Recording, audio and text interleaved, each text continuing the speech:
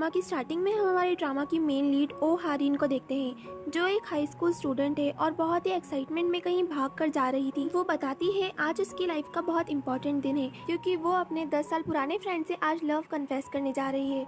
वो photo studio के सामने आकर रुक जाती है, क्योंकि उसने अपने फ्रेंड को यहीं बुलाया था। और जब वो अंदर पहुंचती है तो पूरा स्टूडियो डेकोरेटेड था उसके लिए, क्योंकि आज उसका 18th बर्थडे था, जो उसके उसी फ्रेंड जी सोजुन ने किया था। वो हैप्पीली सोजुन को ढूंढने के लिए जैसे ही पर्दा हटाती है तो चौंक कर जमीन पर गिर जाती है, क्योंकि उसका फ्रेंड जमीन पर खून से लथपथ एक हाथ में कटर लिए पड़ा था। ये देख हारिन पूरी तरह टूट जाती है। अब कहानी डायरेक्ट 10 साल बाद की बताई जाती है, जहां हारिन एक एनिमल रेस्क्यू एजेंसी में वर्क करती है और उसे एनिमल से बहुत प्यार है। यहाँ हमें एक लड़की हेमिन, जो कैफे ओनर है और हारिन की बड़ी बहन की तरह है, वो दिखाई जाती है। एक दिन हारिन को एक रेस्क्यू उसके हाई स्कूल का मिलता है, जहाँ पहुँचते ही उसे सारी ओल्ड मेमोरीज याद आने लगती है। वो और सोजुन बहुत अच्छे दोस्त थे, जिनमें छोटे, तीखे और प्यारे झगड़े होना आम बात थी। सोजुन को कैमरे से बहुत प्यार था, पर हारिन के लाख मनाने पर भी वो उसके पिक्चर्स ये कहकर नहीं क्लिक करता था कि उसकी फिल्म्स वेस्ट हो जाएंगी। इस मेमोरी से बाहर निकल वो जैसे ही थोड़ा आगे बढ़ती है तो एक बेंच को देख उसे याद आता है, जब वो अपनी बेस्ट फ्रेंड सुजीन को बताती है वो सोजुन से प्यार करने लगी है, पर वो 10 साल पुराने फ्रेंड है तो वो उससे कन्फेस कैसे करे। तभी उसे डॉग की आवाज आती है, वो जिसे रेस्क्यू करने आए थे उसकी, पर तभी उसे कोई पीछे से आवाज देता है, जो सोजुन था। उसके पीछे वो फोटो स्टूडियो में पहुंचती है, जहां एक और मेमोरी में पता चलता है वो चाहकर भी उससे अच्छा व्यवहार नहीं कर पा रही थी, इतनी पुरानी दोस्ती होने के चलते। पर यहाँ हम सोजुन के मन में भी हारिन के लिए फीलिंग साफ नोट कर पाते हैं। सोजुन उसी पर्दे के पीछे चला जाता है, जहाँ हारिन जैसे ही पहुँचती है तो वही सोजुन का डेथ वाला सीन उसे दिखने लग जाता है। तभी डॉग की आवाज से उसे रियलाइज होता है ये सब सिर्फ उसकी यादें हैं। वो डॉग को ले जाती है, तभी उसे अपनी वही हाई स्कूल वाली बेस्ट फ्रेंड सुजीन का टेक्स्ट रिसीव होता है एक कैफे में मिलने का। वो वहाँ से जाने के लिए पैदल ही निकल जाती है।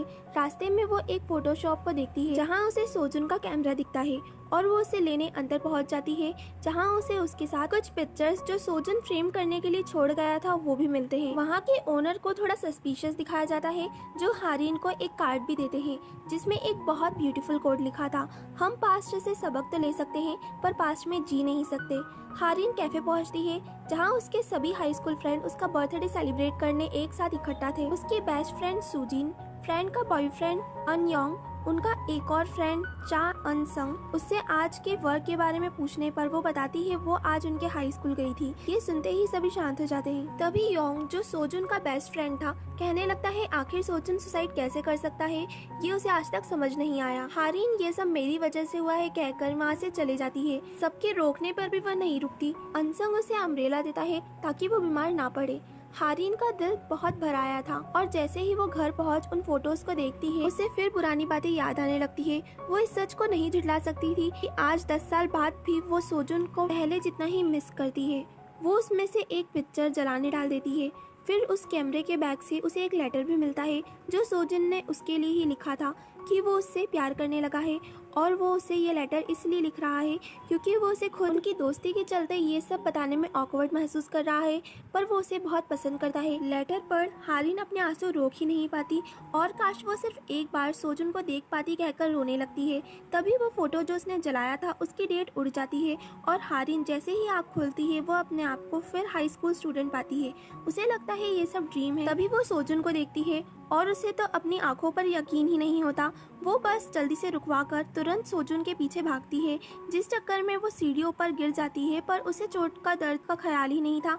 सोजुन के कारण वो उसके पीछे फोटोग्राफी क्लब में पहुंचती है, जहां जैसे ही वो सोजुन को देखती है तुरंत उसे गले लगा लेती है। जहां उनके फ्रेंड्स आ जाते हैं और क्या वो रिलेशनशिप में है पूछने लगते हैं। तभी अनसंग हारिन की चोट नोटिस करता है और सोजुन तुरंत उसे मेडिकल रूम में ले जाकर उसकी ड्रेसिंग करने लगता है, जहाँ हारिन उसे एक टक देखती ही रहती है और उसे चिंता ना करने को कहती है, क्योंकि वो तो आखिरकार ड्रीम में है। सोजुन कहता है लगता है तुम्हारा दिमाग ठिकाने पर नहीं है। तभी अनसंग आकर सोजुन से कहता है इसे लेकर तुम आए थे तो अब इसे मैं लेकर जाऊंगा। हारिन कुछ कह पाती उससे पहले ही सोजुन ठीक है कहकर चला जाता है, पर जेलेसी तो उसके चेहरे से साफ दिख रही थी। क्लास में हारिन की अजीब हरकतें देख सुजिन को लगता है उसकी दोस्त पागल हो गई है। हारिन क्लास से भागकर सोजुन की क्लास के बाहर विंडो से उसे फ्लाइंग किसेस, विंडो पे हर्ट बनाना, ये सब करने लगती है। पूरी क्लास ये देखकर हंस रही थी और टीचर भी उससे डांट रहे थे, पर उसे तो किसी बात का फर्क ही नहीं पड़ रहा था। वो तो मानो अपना दिल निकालकर सोजुन को ही दे दे। ये तीनों भी उसकी अजीब हरकतें देख सोच में पड़ जाते हैं, कहीं उसके पैर की चोट का असर दिमाग पर तो नहीं हो गया।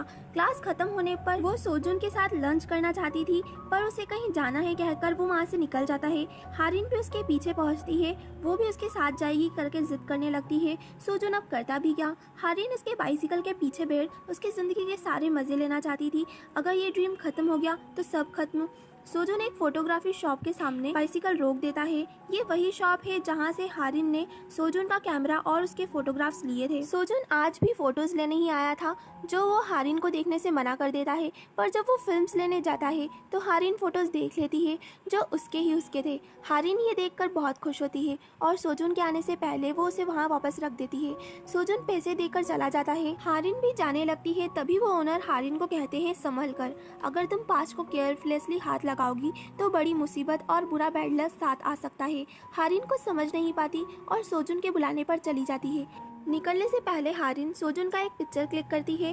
वो लौटते वक्त फिर सोजुन के साथ बाइसिकल पर बैठकर बहुत एंजॉय कर रही थी और चाह रही थी कि ड्रीम कभी खत्म नहीं हो। तभी उसे एक बीप जैसी आवाज़ सुनाई देती है और वो खुद को अपने रूम में ही पाती है। वो जिस सपने से कभी नहीं जागना चाहती थी, आखिर वो खत्म हो ही गया। नेक्स्ट डे जब वो ऑफिस के लिए रेडी हो रही थी तो अपने पैर पर वही निशान देखती है जो चोट उसे सपने में लगी थी। जब वो वर्क पर पहुंचती है तो अनसंग वहाँ पहले से ही था। दोनों एक कैफे में पहुंचते हैं जहां हारिन अनसंग से पूछती है कि क्या उसे ये स्कार पहले से था। वो कहता है, हाँ शायद ये तुम्हें तब लगी थी जब हम हाई स्कूल में थे, जब सोजुन तुम्हें मेडिकल रूम ले गया था। ये सब बिल्कुल वैसा था जैसा हारिन के सपने में हुआ था।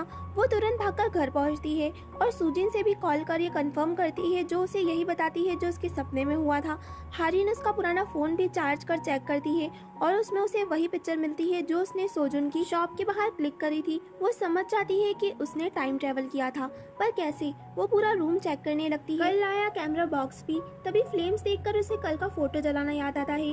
वो फोटोज को निकालकर उसमें से एक जलाने फ्लेम्स में डाल देती है और अगले ही पल सच में पास्ट में पहुंच जाती है और बहुत खुश होती है। वो सबसे पहले सोजुन को ढूंढती है जो गार्डन में फोटोग्राफी कर रहा था। वो तुरंत उसके पास पहुंच कहती है, कुछ भी हो जाए तुम मरना मत, मैं तुम्हें मरते हुए नहीं देख सकती। सोजुन कहता है, तुम ठीक तो हो, पर उल्टा वो उससे पूछती है, क्या तुम ठीक हो, कभी किसी बर्डन या डिप्रेशन में मत जाना। सोजुन मैं बिल्कुल ठीक हूँ कहता है।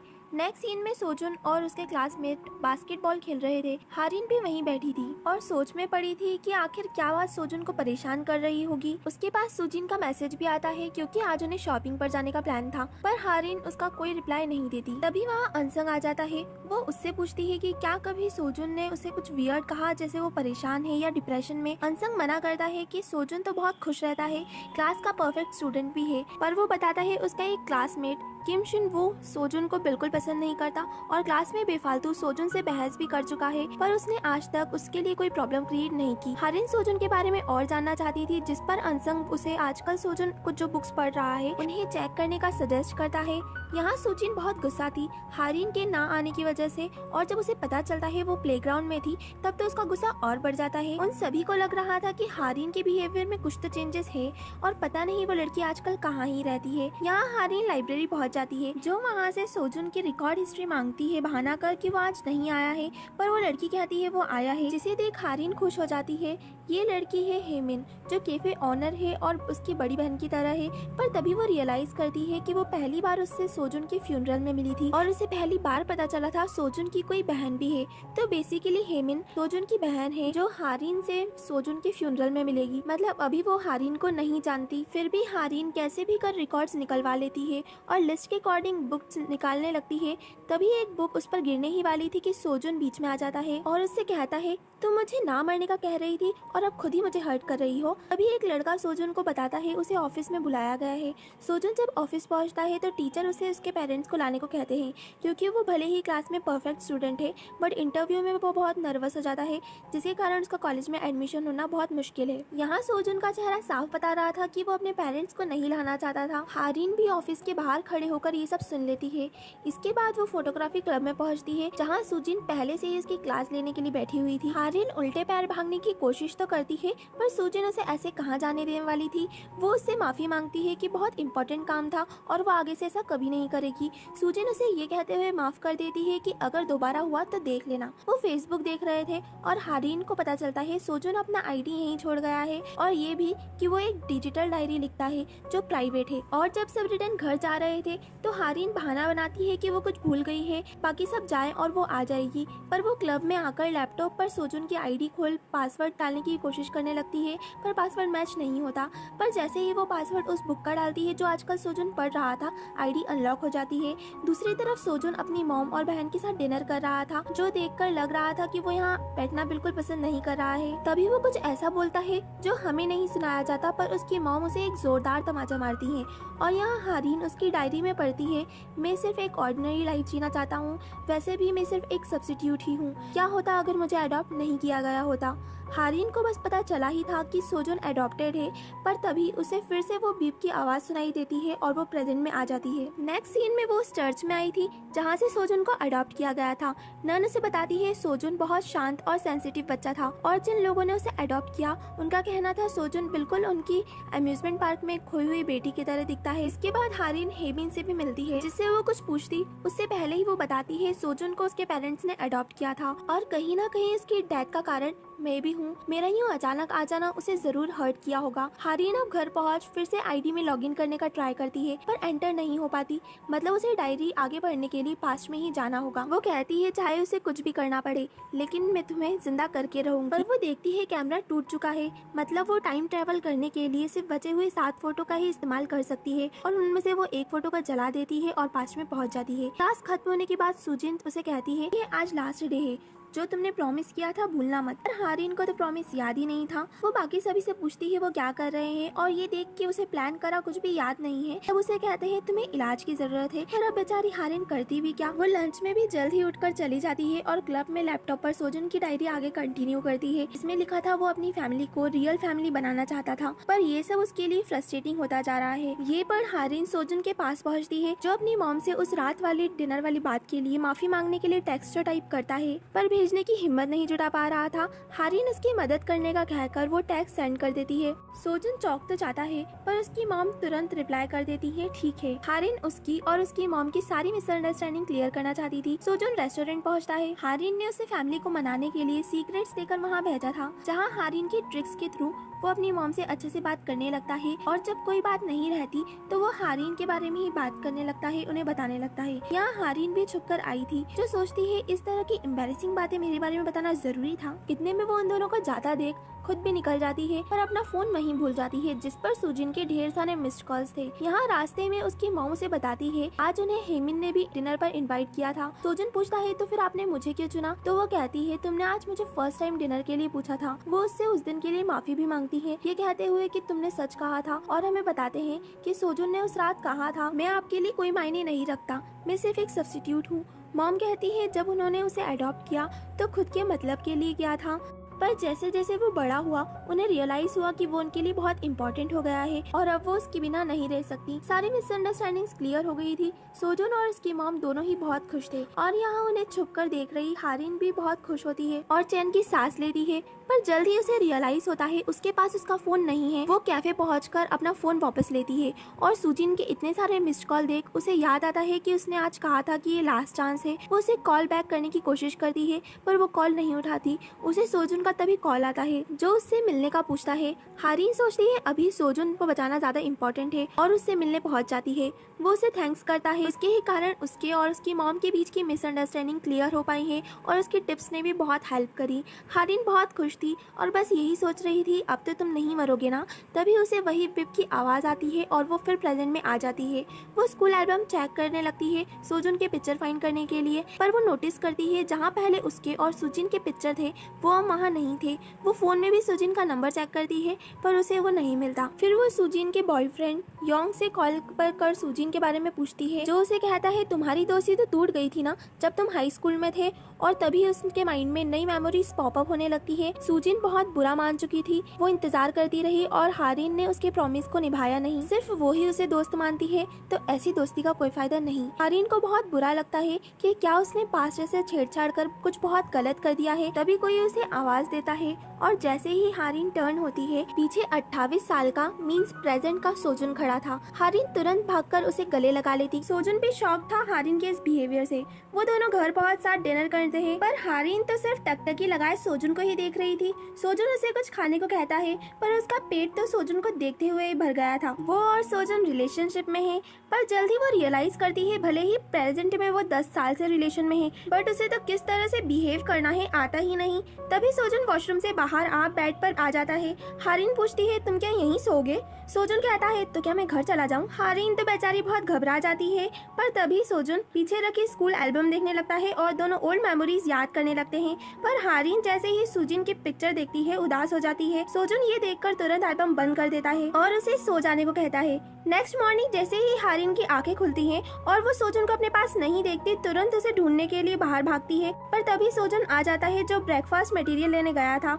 उसे देख हारिन को चैन की सांस आती है। दोनों ही वर्क से हाफ डे लेकर एक कैफे में जाते हैं और अपनी लाइफ बहुत एंजॉय करते हैं जो सोजुन के लिए तो नॉर्मल था पर हारिन के लिए ये सब बहुत स्पेशल था। उसके बाद दोनों ही वर्क पर नहीं जाना चाहते थे पर उन्हें जाना पड़ता है जहां हारिन सोजुन से ऐसे खुद का ख्याल रखने का कह रही थी जैसे वो छोटा सा बच्चा हो। सोजुन बड़ी मुश्किल से उसे समझा पाता है कि हाँ वो बड़ी केयरफुली ऑफिस जाएगा और उसे ऑफिस छोड़कर चला जाता है। फ्री टाइम में सोजुन हारिन को कॉल करता है और जैसे ही हारिन को पता चलता है उसकी मीटिंग में एक एक्सीडेंट हो गया था और उसे हल्की खरोच लगी है वो बहुत पैनिक हो जाती है और तसल्ली करने डायरेक्ट हॉस्पिटल ही पहुंच जाती है। सोजुन उसे देख शॉक हो जाता है और उसे इतनी फिक्र ना करने को कहता है। तभी वहाँ योंग आ जाता है और हारिन को पता चलता है वो भी यहीं वर्क करता है। वो सभी कॉफी पीते हैं जहां उन दोनों की बातें सुन हारिन दोनों को क्यूट कहती है। दोनों को ये बड़ा अजीब लगता है।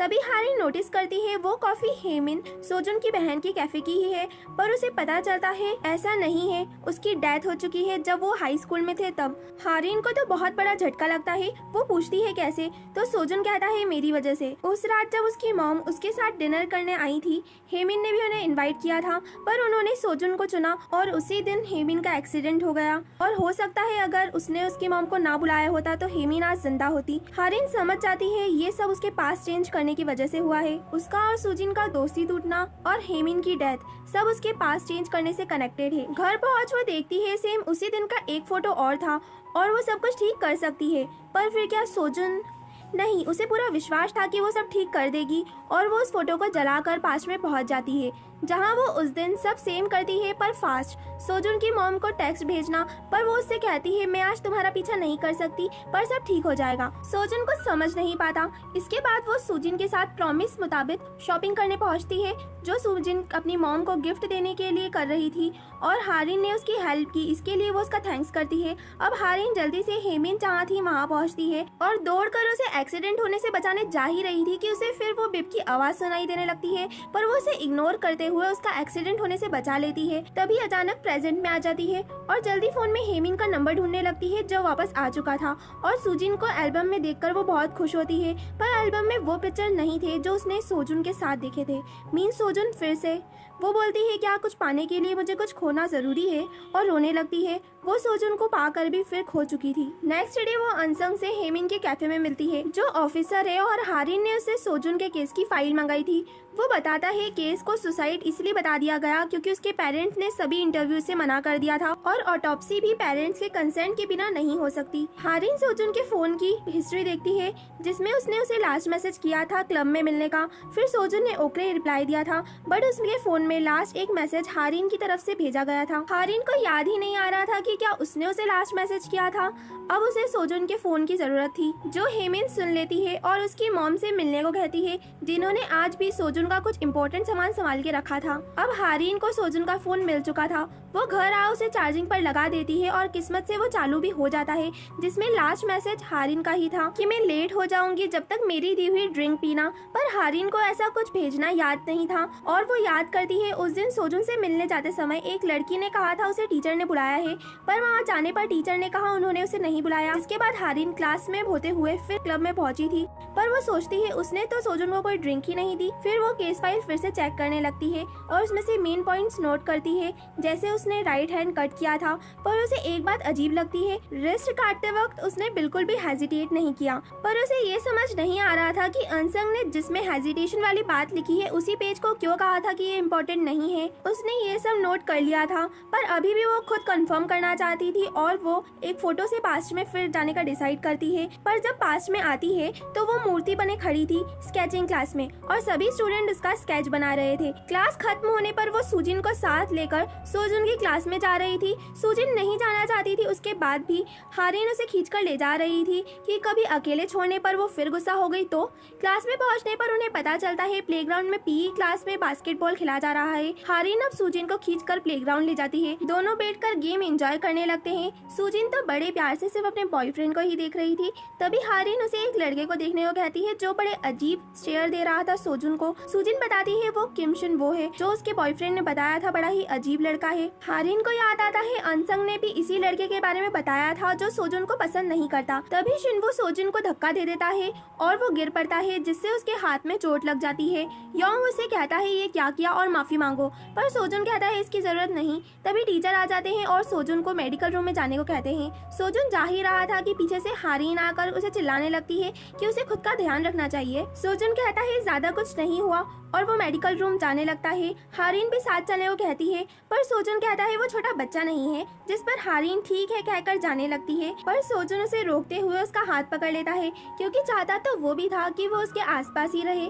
फिर दोनों साथ में मेडिकल रूम पहुंचते हैं जहां डॉक्टर कहते हैं मोच है पर सुकून है लेफ्ट हैंड में है। पर हारिन कहती है ये तो बुरी बात है क्योंकि सोजुन लेफ्ट हैंडी है।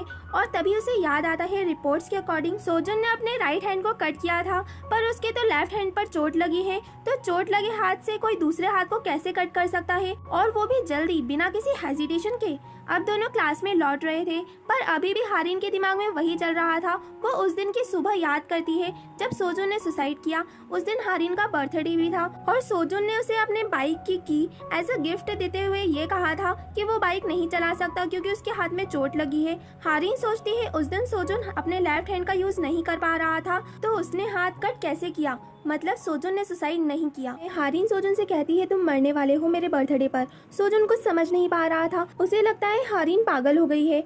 वो उसे समझाने की बहुत कोशिश करती है कि जिस शो को तुम साथ में देखने के लिए बहुत एक्साइटेड हो वो तुम नहीं देख पाओगे क्योंकि तुम्हारी तो डेथ ही हो चुकी होगी। वो उसे ड्रामा थोड़ा कम देखने को कहता है। वो उसे आगे कुछ कह पाती उससे पहले सुजिन आ जाती है और सोजुन चला जाता है। क्लास में सुजिन हारिन से पूछती है हम बाहर घूमने जा रहे हैं तो क्या खाएंगे। पहले तो हारिन ना जाने के बहाने बनाने लगती है पर जैसे ही उसे पता चलता है सोजुन भी साथ जा रहा है तो वो सोचती है ये अच्छा मौका है उसे सच बताने का। और जब सब जाने और खाने का प्लान कर रहे थे तो हारिन सोजुन से कहती है मुझे तुमने कुछ बताना है तो क्या हम किसी अकेली जगह पर अकेले चले। सिर्फ वो दोनों, वो भी अकेले। ये सुनते ही सोजुन शॉक हो जाता है और ये सब जोर से चिल्लाकर बोल देता है जो उनके फ्रेंड जैसे ही सुनते हैं उन्हें कहते हैं खबरदार अगर कहीं खिसकने की सोची भी तो, और उन्हें खींचकर अपने साथ ले जाते हैं। अब सब बाहर आ चुके थे जहाँ गेम में हारने पर हारिन को छोड़कर सभी को खाना लेने स्टोर पर जाना पड़ता है। उनके जाने पर हारिन सोचती है जल्द ही बिप की आवाज आने वाली होगी पर उसे और टाइम चाहिए और क्या अभी के पिक्चर से वो टाइम ट्रेवल कर सकती है। ये सोच वो सोजुन के बैग से फोटो निकालकर वहाँ से चले जाती है। तभी यहाँ सभी लौट आते हैं और हारिन को ना देख उन्हें लगता है वो वॉशरूम गई होगी पर सोजुन अपने बैग की चेन खुली देख लेता है और जल्दी से वॉशरूम की ओर भागता है। दूसरी ओर हारिन लाइटर परचेस करने आई थी जो वो नहीं सेल कर रहे थे क्योंकि वो टिन है और सिगरेट पीना मना है। पर जब वो बहाना करती है कि उसकी इकलौती फ्रेंड का बर्थडे है, शॉपकीपर उसे लाइटर तो नहीं पर माचिस दे देता है। वो माचिस जलाने का स्ट्रगल कर ही रही थी कि सोजुन आ जाता है और वो फोटो छुपा लेती है। उसे सब बताने का ये अच्छा मौका था पर हारिन के कुछ बोलने से पहले ही अनसंग उन्हें बुलाने आ जाता है और उन्हें जाना पड़ता है। हारिन के हाथ से ये मौका जा चुका था पर वो सबसे कहती है कि उसकी मॉम ने उसे घर बुलाया है और वो साथ में सोजुन को भी ले जा रही है, जो खुद सोजुन भी नहीं जानता था कि वो जा रहा है। पर तभी अनसंग भी कहता है वो भी साथ चल रहा है। अब हारिन फिर सोजुन के साथ अकेले नहीं, पर वो सोचती है अनसंग तो दूसरी बस लेता है तो वो बस में सोजुन को सब बता देगी, पर अनसंग भी आज उन्हीं की बस ले लेता है। हारिन इस चांस को बर्बाद नहीं जाने देना चाहती थी पर उसका स्टॉप आ जाता है। यहाँ हम देखते हैं अनसंग हारिन के आगे पीछे उसे तोहफा देने के लिए घूम रहा था पर हिम्मत ही नहीं कर पाया। सोजुन के दिमाग में हारिन ने जो कहा था वो चल रहा था और वो उसे एनवलप को खोलकर देखता है जिसमें एक फोटो कम थी। जो देख ये कहकर कि कहीं हारिन, वो तुरंत बस स्टॉप करा उतर जाता है। जो देख अनसंग भी सोच में पड़ जाता है कि अब अचानक इसे क्या हुआ। यहाँ हारिन के पास वो फोटो था जो वो बर्न कर देख रही थी ताकि उसे और टाइम मिल सके, पर वो फोटो जल भी जाता है और टाइम टेबल भी नहीं होता। तभी वहाँ सोजुन आ जाता है। हारिन कहती है जैसा तुम समझ रहे हो वैसा नहीं है, ये फोटो जलाने के पीछे कुछ और कारण है, मैं तुम्हें सब समझाती हूँ। इतने में सोजुन कहता है क्या तुम फ्यूचर से हो। हारिन ये सुनकर शॉक हो जाती है यहाँ हमें दिखाते हैं कोई उनकी बातें छुपकर सुन रहा था और उसे जाता हुआ दिखाते हैं, पर अभी हमें उसका चेहरा नहीं बताया जाता। सोजुन हारिन को बताता है कि उसे पहले से टाइम ट्रेवल का राज पता है, जो वो कई बार कर चुका है। मिडिल स्कूल में जब भी हारिन के साथ कुछ बुरा होता तो सोजुन टाइम ट्रेवल कर सब हमेशा ठीक कर लेता। हारिन शॉक थी कि सोजुन ये जानता है। वो उसे कहती है, मैं भी तुम्हें बचाने के लिए आई हूँ, तुम मरने वाले हो, वो भी कोई तुम्हारा मर्डर करेगा। सोजुन कहता है, कोई जरूरत नहीं है, यहाँ दोबारा आने की कोई जरूरत नहीं है, चाहे मेरा मर्डर भी हो तब भी। हारिन को ये बहुत बुरा लगता है। वो इतनी कोशिश कर रही है, उसने लास्ट 10 साल कितने दुख में गुजारे हैं और सोजुन ये कह रहा है। सोजुन कहता है ये उसी के भले के लिए है, पर तभी हारिन को बिप सुनाई देता है और वो प्रेजेंट में आ जाती है। उसे सोजुन की बातें बहुत बुरी लगी थी और वो बचे फोटोज फाड़ने ही वाली थी कि सुजिन का फोन आ जाता है, जो उसे हेमिन के कैफे में बुलाती है। जब हारिन वहाँ पहुँचती है तो सुजिन कहती है क्या उसे योंग से ब्रेकअप कर लेना चाहिए। हारिन शॉक्ड हो जाती है, कहती है तुम तो 10 साल से रिलेशनशिप में हो, तो फिर क्यों। सुजिन कहती है हम दोनों में बहुत झगड़े होने लगे हैं। हारिन इसे समझाती है ये सब कपल्स के बीच नॉर्मल होता है, मैंने खुद एक्सपीरियंस करा है। सुजिन शॉक्ड हो जाती है, हारिन रिलेशनशिप में, पर वो उसे बताती है वो सोजुन से मिली थी। सुजिन को लगता है सपने में। हारिन उसे बताती है उसने सोजुन को बचा भी लिया था, पर वो फिर मर गया। और जब हारिन उसे फिर बचाने गई तो सोजुन का कहना है कि वो ऐसा ना करे। सुजिन कहती है भले ही सपने में, तुम अगर उसे बचा सकती हो तो बचाओ, तुम उसकी बात आखिर क्यों सुनोगी। और हारिन को फिर एक बार मोटिवेशन मिल जाता है और वो वॉशरूम में जाकर एक फोटो जलाकर पास में आ जाती है और वो सबसे पहले फोटो स्टूडियो में सुराग ढूंढने जाती है, क्योंकि अगर मर्डर होगा तो मर्डरर उस जगह से वाकिफ होगा। उसे कुछ फोटोज नीचे गिरे दिखते हैं और वो जैसे ही उन्हें उठाती है, पास रखी रैक उस पर गिरने ही वाली थी कि सोजुन उसे बचा लेता है और पूछता है कि सोजुन के मना करने पर भी वो क्यों वापस आई।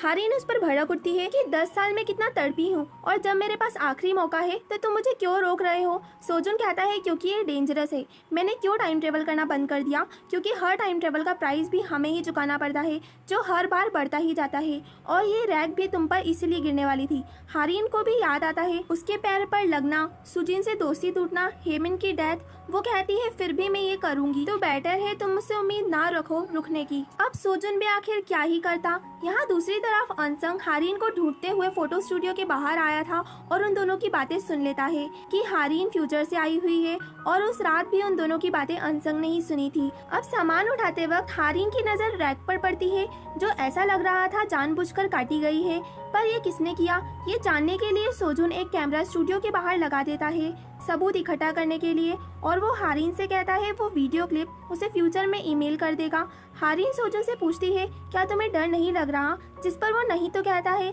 पर घबराया हुआ तो वो भी था। हारिन प्रेजेंट में आ जाती है और तुरंत ईमेल खोलती है जिस पर वो वीडियो क्लिप थी, जिसमें वो स्टूडियो के अंदर किम शिन वो, जो सोजुन से नफरत करता है, उसे जाते हुए देखते हैं। हारिन सोचती है पहले ही ये सोजुन को पसंद नहीं करता, मतलब यही मर्डरर है। अब उसके लिए बड़ा टास्क था शिनवो को ढूंढना, जिसके लिए वो फिर अनसंग की हेल्प लेती है, जिससे उसे पता चलता है वो एक कंपनी में डिलीवरी का वर्क करता है और उसकी कंपनी कई बार तुम्हारे सेंटर पर भी डिलीवरी कर चुकी है, जिसकी इन्फॉर्मेशन वो सेंटर के रिकॉर्ड में ढूंढने लगती है। और जैसे ही वो नंबर ढूंढ लेती है, कंपनी में तुरंत कॉल कर शिनवो का कांटेक्ट मांगती है, जहां उसे पता चलता है वो अभी उसी के सेंटर पर डिलीवरी के लिए निकला है। हारिन देखती है वहाँ डिलीवरी वैन खड़ी थी और वो जल्दी से बाहर भागती है, पर डिलीवरी मैन तो कोई और ही था। इतने में उसके पास अनसंग का कॉल आ जाता है, जो उससे पूछता है क्या तुम शिनवो को सोजुन की वजह से ढूंढ रही हो। हारिन हाँ कहती है और उस पर ट्रस्ट कर उसे सब बताने का डिसाइड करती है। वो उसे बताती है सोजुन ने सुसाइड नहीं किया था, बल्कि उसका मर्डर हुआ था। अनसंग पूछता है किसने किया, तभी उसे किसी के खांसने की आवाज सुनाई देती है। हारिन देखती है एक डिलीवरी मैन और है, और जैसे ही वो टर्न होता है वो शिनवो ही था, जो उसी की तरफ बढ़ रहा था। हारिन सोचती है बस यही वो मौका है। शिनवो हारिन को मिल चुका था, पर वो हारिन को पहचाना नहीं था। हारिन उससे बहाने से लिफ्ट मांगती है। पहले तो वो हिचकिचाता है, पर फिर उसे लिफ्ट दे देता है। हारिन रास्ते में वो कब से जॉब कर रहा है और डिलीवरी कहाँ कहाँ करता है जैसी इन्फॉर्मेशन उसे निकालने की कोशिश करती है, पर वो किसी भी सवाल का प्रॉपर जवाब नहीं देता। तभी किसी की कार अचानक सामने आने पर वो ब्रेक लगाते हुए सनक सा जाता है और उसे मार डालूंगा कहने लगता है। हारिन बहुत घबरा जाती है। वो देखती है शिनवो को कुछ खास जैसी बीमारी है। यहाँ दूसरी तरफ अनसंग हारिन का वेट हेमिन के कैफे में कर रहा था। हेमिन इससे पूछती है क्या वो और हारिन रिलेशनशिप में है, जिस पर वो तुरंत ना करता है। इतने में हारिन भी आ जाती है, जो बहुत ही घबराई हुई थी। वो अनसंग को बताती है शिनवो के बारे में। वो उस पर गुस्सा भी करता है यूँ अकेले ऐसा रिस्क लेने के लिए। फिर उससे पूछता है कि वो सोजुन के बारे में क्या कह रही थी। हारिन उसे समझाने की बहुत कोशिश करती है कि वो पास्ट में गई थी और सोजुन ने उसे स्टूडियो के बाहर के कैमरे की क्लिप भेजी ईमेल पर उसे कुछ समझ ही नहीं आता। तभी उसे याद आता है कि 10 साल पहले उसने सोजुन और हारिन को बात करते सुना था कि हारिन फ्यूचर से है। वो हारिन को ये बात बताता है और हारिन सोजुन के नाम पर मजाक नहीं करेगी, ये उसे यकीन था, इसलिए वो हारिन की हेल्प करने को रेडी हो जाता है।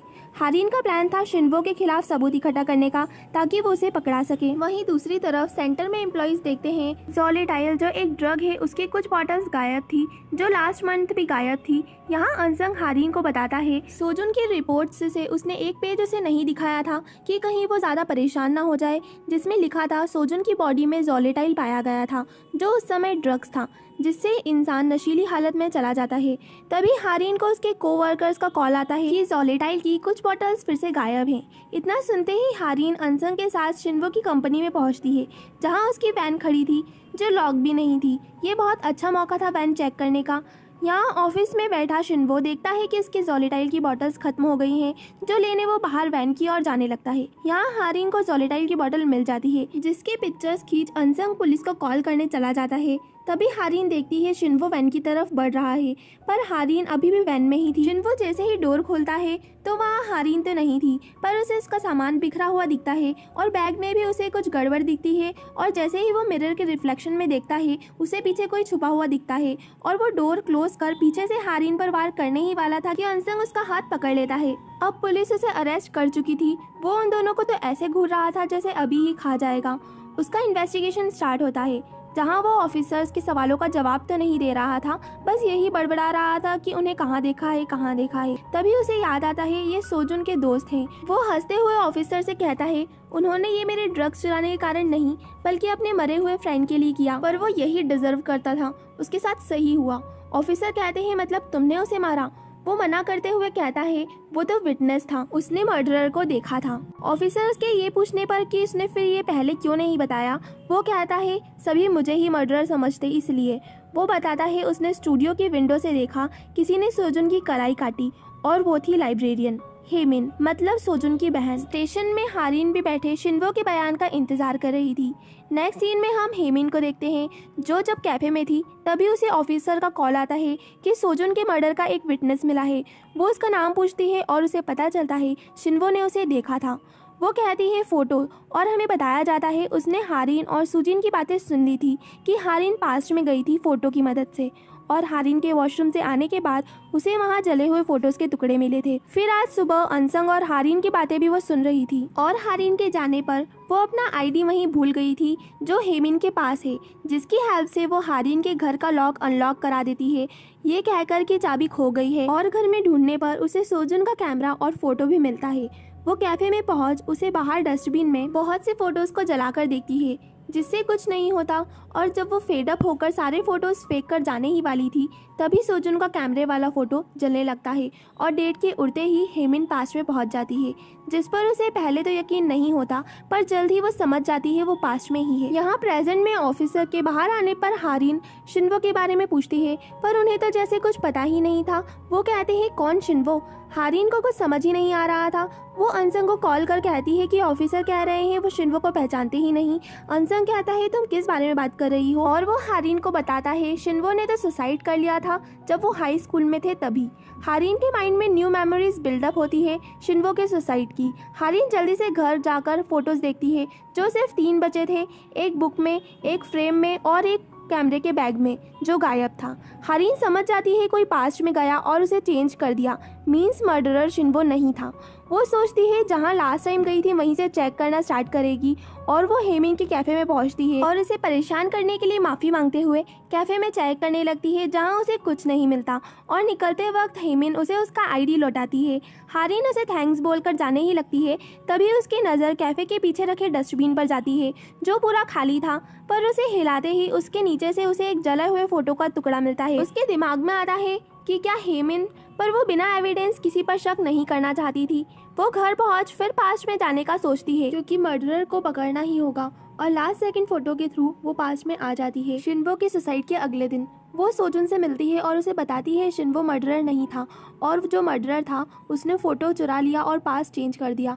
वो कहती है मर्डरर को बिब के बारे में बिल्कुल नहीं पता होगा, और वो जाते जाते कुछ ना कुछ तो एविडेंस छोड़कर ही गया होगा जो वो दोनों ढूंढ कर रहेंगे। जिसके लिए सबसे पहले वो स्टूडियो के सामने छुपाए कैमरे को ढूंढने जाते हैं, क्योंकि शिन्वो का मर्डर आर्ट रूम में हुआ जो स्टूडियो के पास ही है। तो मर्डरर कैमरे में ज़रूर कैद हुआ होगा, पर कैमरा तो वहाँ था ही नहीं, मतलब मर्डरर को कैमरे के बारे में पता था। तभी हारिन के दिमाग में आता है कि उसने कैमरे वाली बात सिर्फ अनसंग को बताई थी, पर वो अनसंग पर शक नहीं करना चाहती थी, इस वजह से ये सोजुन को नहीं बताती। वो उसे बताती है जब सोजुन का मर्डर हुआ तो उसकी बॉडी में जोलेटाइल पाया गया था, तो अभी शिनरो के केस में भी उन्हें जोलेटाइल की बोतल एज एन एविडेंस मिल सकती है।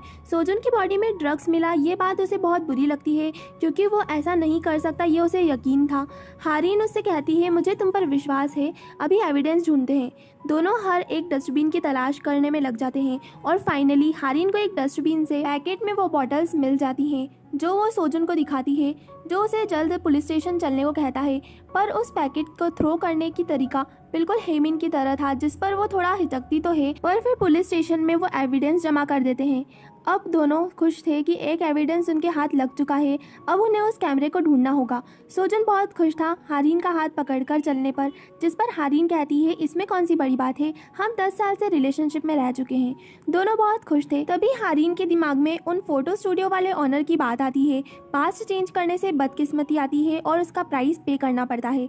हारिन सोच ही रही थी कि क्या अब इसका प्राइस भी उसे पे करना होगा, तभी एक बिल्डिंग से बैनर हारिन के ऊपर गिरने ही वाला था, जो सोजुन देख लेता है और हारिन को बचाने में बैनर उस पर गिर जाता है, जिससे सोजुन वहीं बेहोश हो जाता है। हारिन उसे हॉस्पिटल ले तो आई थी, पर सोजुन को अभी तक होश नहीं आया था।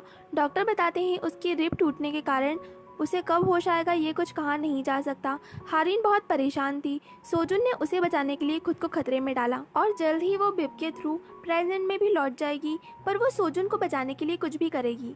यहाँ स्टूडियो में अनसंग, योंग और सुजिन बैठे थे।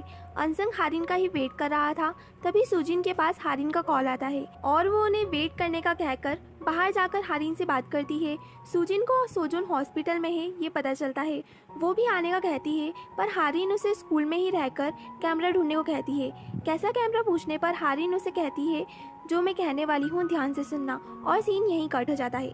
नेक्स्ट सीन में सुजिन अनसंग और योंग से कैमरे के बारे में पूछती है, पर उन्हें तो कुछ पता ही नहीं था, पर कौन सा कैमरा और क्यों ढूंढना है पूछने पर सुजिन उन्हें बताती है हारिन ने कहा शिन्वो का मर्डर हुआ है और स्टूडियो के सामने एक कैमरे में मर्डर रिकॉर्ड हुआ है, पर कैमरा गायब है।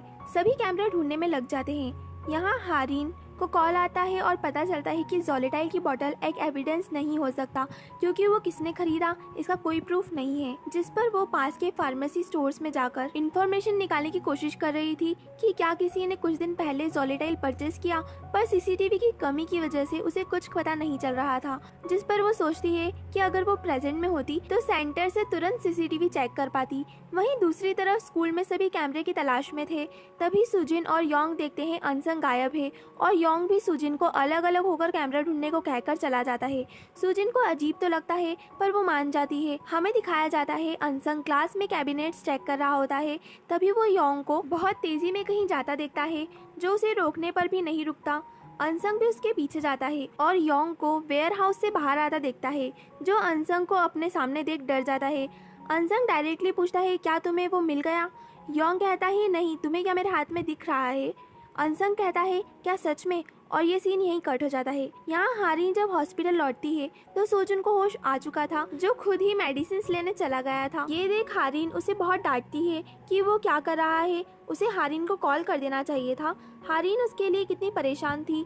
वो दोनों फिर एक पार्क में पहुँचते हैं, जहाँ हारिन बहुत टेंशन में थी कि अगर वो प्रेजेंट में चली गई तो शायद वो सोजुन को कभी नहीं देख पाएगी, इसलिए वो घर नहीं जाना चाहती थी। सोजुन उसे काम करते हुए कहता है कि हम दोनों बहुत किस्मत वाले हैं जो हमें टाइम ट्रैवल करने का मौका मिला, जो आम लोगों को नहीं मिलता। सिर्फ उन्हीं के पास पावर्स है पास्ट चेंज करने की, उन्हें इस बात के लिए खुश होना चाहिए।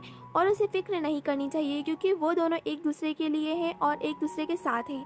अब हारिन कुछ रिलैक्स हुई थी। यहाँ दूसरी तरफ अनसंग हारिन को कॉल करता है जिसके हाथ में वो रिकॉर्डर था और हमें बताया जाता है उसने योंग से चाबी छीनकर वेयर हाउस में चेक करा तो उसे वहाँ ये रिकॉर्डर मिल गया। और योंग ने उसे क्यों चुराया पूछने पर उसने बताया उसने उसे चुराया नहीं, बल्कि जब वो स्टूडियो में अपनी भूली हुई चीज़ लेने गया तो उसे कुछ आवाज़ आई और उसे फिर ये रिकॉर्डर मिला। तो अनसंग उससे पूछता है उसने उसे छुपाया क्यों, जिस पर वो चुप हो जाता है।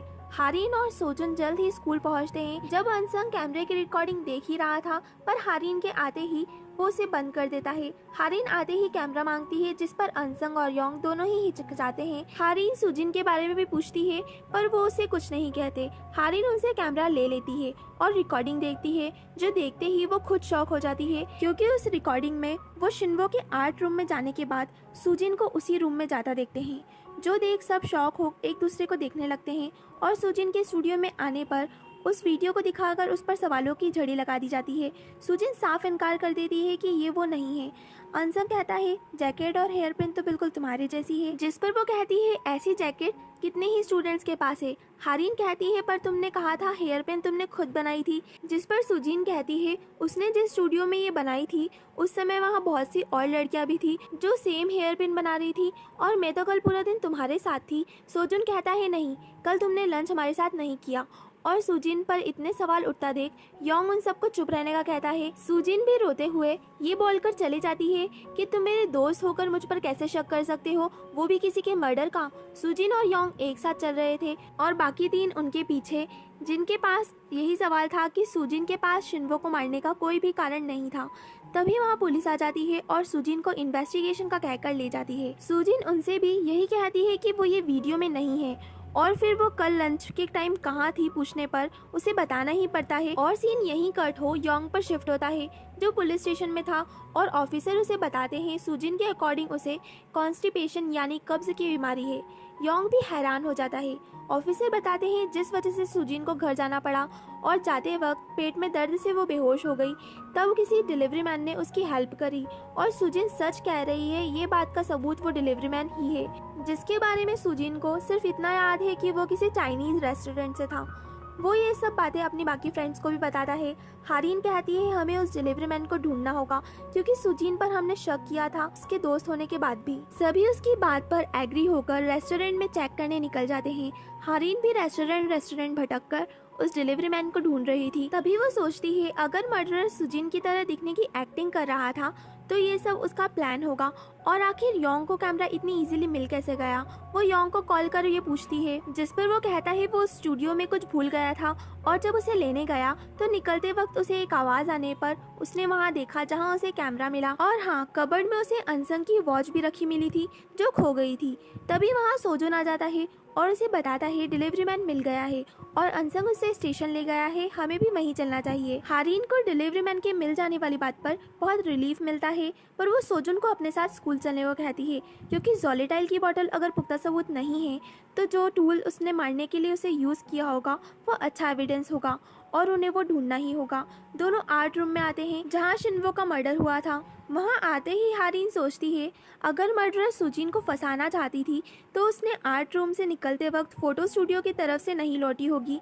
पर आर्ट रूम से बाहर निकलते ही हारिन की नज़र विंडो पर पड़ती है और वो विंडो बोल सोजुन के साथ फिर वही क्लिप देखने पहुँचती है कि मर्डरर का चेहरा विंडो के रिफ्लेक्शन में दिखा होगा। और जैसे ही वो जूम कर देखते हैं सोजुन की आंखें तो फटी की फटी रह जाती हैं और हारिन को भी यकीन नहीं होता मर्डरर का चेहरा देख। हेमिन, सोजुन को तो अपनी आंखों पर यकीन ही नहीं हो रहा था कि ये सब उसकी बहन ने किया, उसे भी उसी की बहन ने मारा। हारिन के लिए भी ये यकीन करना मुश्किल था। पुलिस हेमिन के घर पहुंच जाती है और उसे अरेस्ट कर लिया जाता है। न्यूज़ रिपोर्ट्स के अकॉर्डिंग पुलिस को वो टूल भी मिल गया था जो हेमिन ने मर्डर के लिए यूज़ किया था, जो आर्ट रूम का ही एक नाइफ था। अब कहानी पास्ट में मोड़ लेती है जहां हम छोटी हेमिन को देखते हैं जब वो खो गई थी और एक आदमी उसे घर पहुंचाने का कहकर ले गया, पर फिर उसकी ज़िंदगी जेल के कैदी से ज़्यादा कुछ नहीं रह गई। उसे चोरी के काम में लगा दिया गया और वक्त के साथ अब यही उसकी ज़िंदगी है, उसने भी ये स्वीकार कर लिया। पर एक दिन चोरी करते वक्त उसकी नज़र एक पोस्टर पर गई, खोए हुए बच्चे की तलाश, जो उसी के लिए था। और जैसे ही हेमिन घर पहुंची उसके पेरेंट्स को तो यकीन ही नहीं हुआ और वो उसे दोबारा पाकर बहुत खुश थे। तभी हेमिन ने सोजुन को देखा और उसे बहुत बुरा लगा कि जिस लाइफ की हकदार वो है वो सोजुन जी रहा है। यहाँ हारिन प्रेजेंट में लौट आती है और आते ही फोन में सोजुन का नंबर देखती है। तभी उसके पास एक डॉगी आता है। हारिन सोचती है ये कौन। तभी उसके माइंड में एक न्यू मेमोरी आती है जब हारिन इस डॉग को लाई थी और सोजुन कह रहा था लगता है तुम मुझसे ज्यादा तो इस डॉग को पसंद करती हो, मतलब सोजुन जिंदा है। तभी हारिन के पास अनसंग का कॉल आता है। हारिन उसे कंफर्म करने ही वाली थी कि वो कहता है हारिन को जल्दी आने के लिए क्योंकि सोजुन ड्रंक है और वो उसे हैंडल नहीं कर सकता। सोजुन का नाम सुनते ही हारिन तुरंत क्लब पहुंचती है जहां सुजिन को देख वो उसे गले लगाकर माफी मांगती है उस पर शक करने के लिए। सुजिन उसे कहती है इतनी पुरानी बात निकालने का क्या मतलब, उसने पहले ही माफी मांग ली थी। तभी अनसंग और सोजुन भी आ जाते हैं और सोजुन को अपनी आंखों के सामने देख हारिन बहुत खुश थी। सभी बहुत खुश थे और मस्ती कर रहे थे। हारिन सोचती है बस इसी जिंदगी की तलाश में तो वो कब से थी। अब घर लौटते समय वो वीकेंड पर क्या करेंगे ये प्लान कर रहे थे कि सोजुन हारिन को बताता है हेमिन 10 साल बाद अब जेल से छूट चुकी है तो इस वीकेंड वो और उसके पेरेंट्स मिलकर ये सेलिब्रेट करेंगे।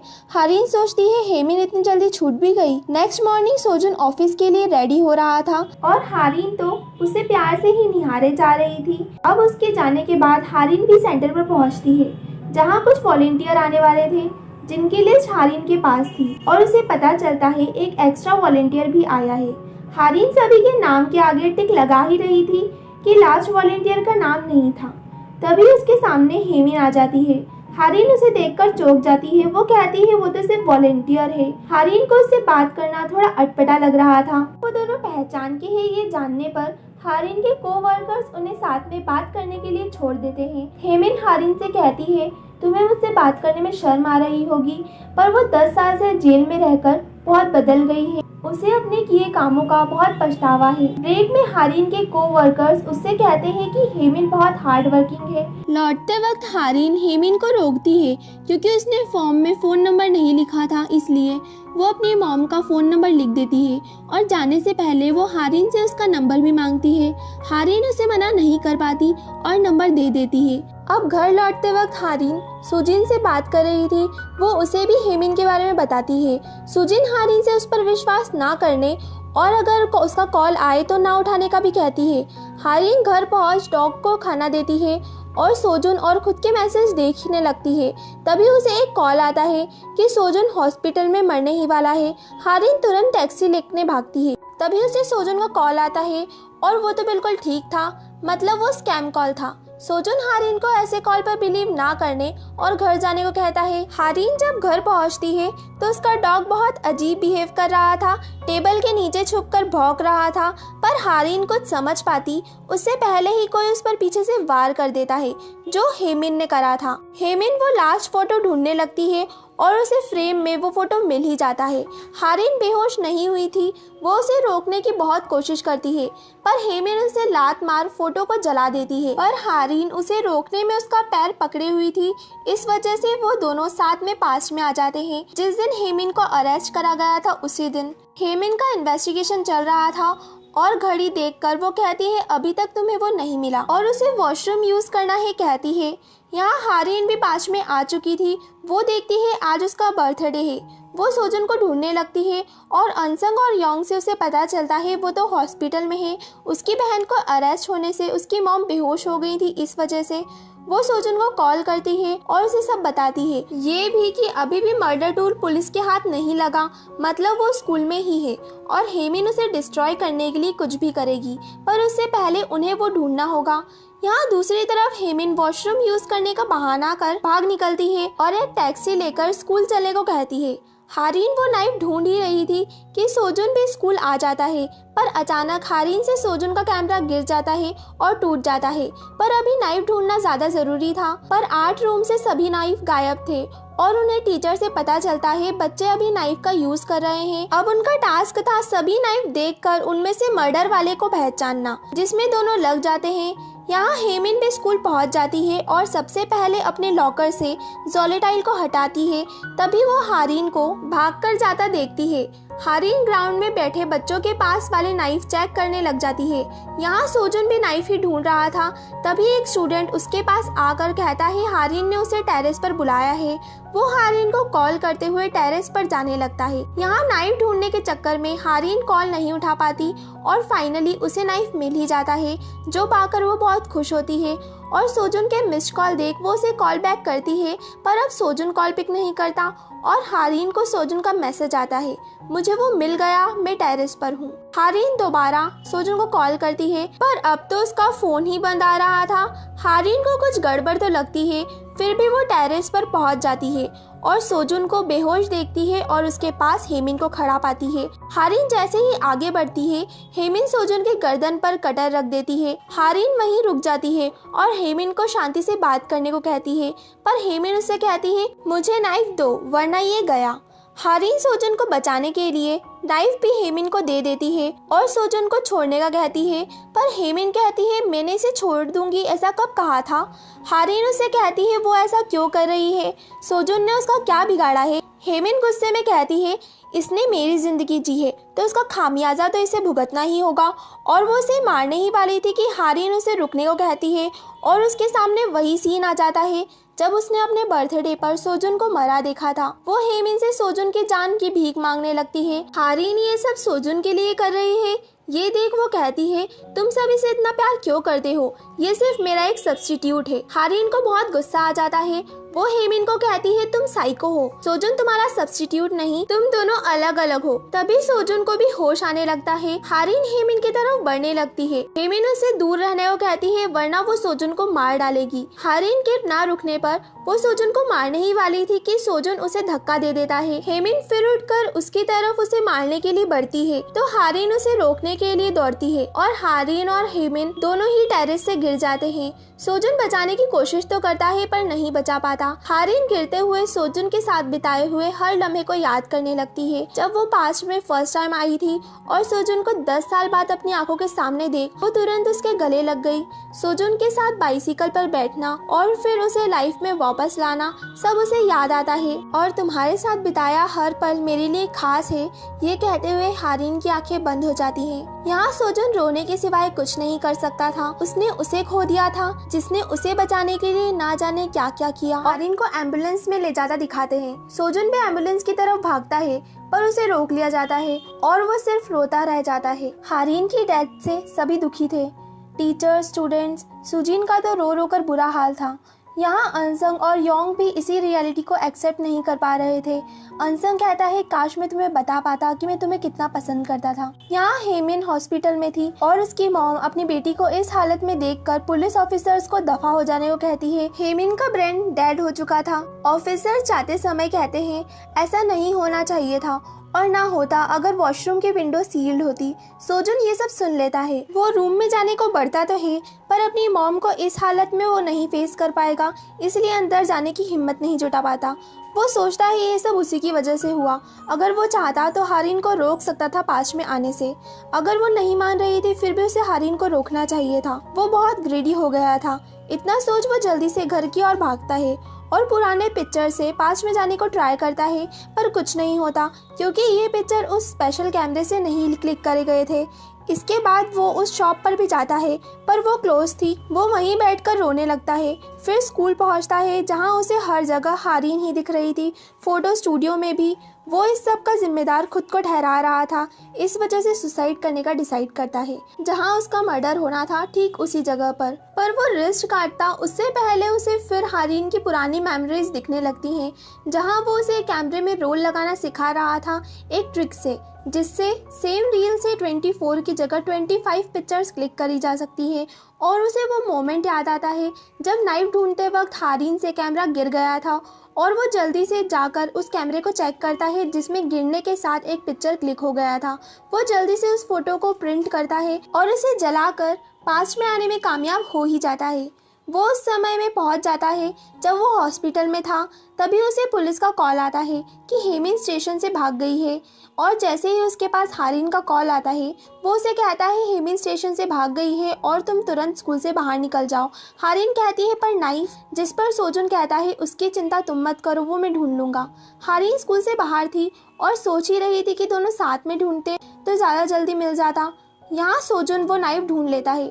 दूसरी तरफ हारिन एक डॉग को बचाने के लिए कार के सामने आ जाती है और हेमिन भी उसी वक्त स्कूल पहुंच जाती है। और जैसे ही अपना लॉकर चेक करती है तो उसमें एक नोट था आर्ट रूम में मिलने का। हेमिन जब आर्ट रूम में पहुंचती है तो हैरान हो जाती है सोजुन को देख, क्योंकि उसे लगा था वो नोट हारिन ने लिखा होगा। सोजुन उसे ये सब करने का मना करता है क्योंकि पास चेंज करने का प्राइस हमेशा पे करना पड़ता है और वो फ्यूचर से आया है और उसने देखा है कि हेमिन को क्या प्राइस पे करना पड़ा। पर हेमिन पर उसकी बातों का कहाँ असर होने वाला था। वो तो उल्टा उसे बकवास बंद करने और उसे वो नाइफ देने को कहती है। सोजुन नाइफ निकालता तो है पर उसे सरेंडर करने को कहता है उसकी मॉम के लिए। हेमिन कहती है उसे उसकी मॉम से कोई मतलब नहीं, उन्होंने उसे बचपन में छोड़ दिया था और वो सोजुन उसकी दोस्त को मार कर खुद भी मर जाएगी। इतना कहकर वो जोलेटाइल वाला इंजेक्शन निकाल लेती है और उसे रोकने में सोजुन से वो नाइफ गिर जाता है जो हेमिन लेने ही वाली थी, पर सोजुन उठा लेता है और हेमिन को मारने के सिवाय कोई दूसरा ऑप्शन उसके पास नहीं था, अदरवाइज वो सोजुन को मार देगी। और चाकू की आवाज और दोनों के चेहरों पर खून के छींटों के साथ ये सीन यहीं कट हो जाता है। अब हमें पास का एक सीन दिखाते हैं जहाँ सोजुन और हारिन पहली बार मिले थे एक प्लेग्राउंड में और हारिन ने वो पहला वादा किया था सोजुन से दोबारा जरूर मिलने का। अब प्रेजेंट में सोजुन को हॉस्पिटल ले जाता दिखाते हैं और हारिन को बहुत रोते हुए। नेक्स्ट मॉर्निंग सोजुन हॉस्पिटल में था और हारिन देखती है एक दिन पूरा होने के बाद भी वो अभी तक प्रेजेंट में नहीं लौटी। तभी वहाँ सोजुन की मॉम आ जाती है और हारिन को थोड़ा आराम करने लेने को कहती हैं और इतने में वहाँ पुलिस ऑफिसर्स भी आ जाते हैं जो हारिन को अपने साथ चलने को कहते हैं। वो उसे बताते हैं हेमिन अपना मुंह खोलने को तैयार नहीं है और जब तक तुम हमारे साथ नहीं चलोगी वो अपना बयान नहीं देगी। हारिन पुलिस स्टेशन पहुंचती है जिसे देख हेमिन कहती है क्या सोजुन मर गया? वो इतना पागल है, जब उसके पास मौका था मुझे मारने का फिर भी उसने मुझे नहीं मारा और इसका फायदा मुझे मिल गया। बस एक ही दुख है कि पुलिस थोड़ा और लेट आती। हारिन उससे कहती है जो तुमने किया उसका प्राइस तुम्हें पे करना होगा, पास्ट चेंज करने की कीमत तुम्हें चुकानी ही होगी। पर हेमिन को तो ना कोई पछतावा था और ना ही कोई डर। वो हारिन से कहती है वो उसका पीछा नहीं छोड़ेगी। जेल से छूटने के बाद फिर वो पहले जैसे उसकी जिंदगी जहन्नुम बना देगी। हारिन जब बाहर आती है तो तभी उसे सोजुन की मॉम का कॉल आता है। वो बहुत रो रही थी और हारिन तुरंत हॉस्पिटल के लिए भागती है और बस यही सोच रही थी कि क्या उसे प्राइस पे करना होगा। वो सोजुन को किसी भी कीमत पर फिर से नहीं खो सकती। यहाँ दूसरी तरफ हेमिन को जेल ले जाया जा रहा था पर वो ऑफिसर को धक्का देकर भाग जाती है और भागते हुए बीच रोड पर आ जाती है जहाँ उसकी तरफ एक कार आ रही थी। यहाँ हारिन डरते हुए रूम में आती है। वो बस सोजुन के ठीक होने की ही प्रार्थना कर रही थी। यहाँ हेमिन का एक्सीडेंट हो जाता है। वहीं दूसरी ओर हारिन देखती है सोजुन को होश आ गया है और वो अब बिल्कुल ठीक है। मींस हेमिन को पास्ट चेंज करने की कीमत अपनी जान गंवाकर चुकानी पड़ी। अब 2 महीने बाद सब नॉर्मल हो गया था। हारिन स्कूल से बाहर सोजुन का वेट कर रही थी जहां अनसंग, सुजिन और योंग आकर उसे सोजुन के नाम पर तंग करने लगते हैं। सुजिन और योंग के जाने पर अनसंग हारिन को बताता है उसने उसकी और सोजुन की बातें सुन ली थी कि वो फ्यूचर से है, तो क्या फ्यूचर में भी वो दोनों अच्छे फ्रेंड हैं? हारिन उसे बताती है हाँ वो दोनों बेस्ट फ्रेंड हैं। अनसंग बहुत खुश हो जाता है और उसे सोजुन से अपने दिल की बात जल्द कहने को कहता है ताकि उसके दिल में बाद में कुछ पछतावा ना रह जाए और चला जाता है। हारिन को कुछ समझ नहीं आ रहा था कि अनसंग ऐसी बातें क्यों करके गया। तभी सोजुन आ जाता है और फाइनली हारिन उसे प्रपोज कर ही देती है और सोजुन तो बस इसी का इंतजार कर रहा था। वो दोनों लाइफ में बहुत खुशी खुशी जीने लगते हैं। टाइम के साथ सब पहले जैसे चलने लगता है पर अब हारिन अपनी जिंदगी खुशी खुशी सबसे खास इंसान के साथ जी रही थी। सोजुन भी अपने प्रोफेशन को फॉलो करते हुए एक फेमस फोटोग्राफर बन जाता है जिसके लिए वो अपनी मॉम का थैंक्स करता है उसे उसका पैशन चूज करने देने के लिए। हारिन फिर से उसी सेंटर पर स्टार्टिंग से जॉब करना स्टार्ट करती है। हारिन और सोजुन दोनों एक दूसरे के साथ अपनी लाइफ बिताकर बहुत खुश थे और ये ड्रामा यहीं हैप्पीली एंड हो जाता है। इसी तरह के स्वीट और इंटरेस्टिंग ड्रामास देखते रहने के लिए चैनल को सब्सक्राइब करें। बाय।